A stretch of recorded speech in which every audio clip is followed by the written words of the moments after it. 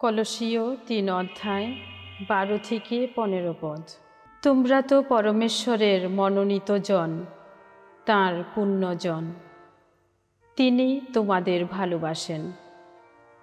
তাই তোমরা দয়া, মমতা, সহৃদয়তা, নম্রতা, কোমলতা ও সহিষ্ণুতার সাজেই নিজেদের অন্তরটাকে সাজিয়ে তোলো।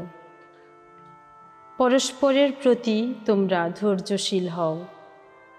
আর কারো প্রতি কোনো অভিযোগ থাকলে তোমরা তাকে ক্ষমাই করো।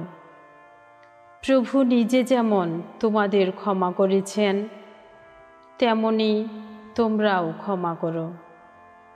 আর সমস্ত কিছুর ওপরে স্থান দাও ভালোবাসাকে, কারণ ভালোবাসাই সব কিছুকে এক করে তোলে, পূর্ণ করে তোলে। খ্রিস্টের শান্তি তোমাদের হৃদয়ে রাজত্ব করুক। তোমরা তো সকলে সেই এক দেহের অঙ্গ হয়ে এমন শান্তি লাভের জন্যেই আহুত হয়েছ।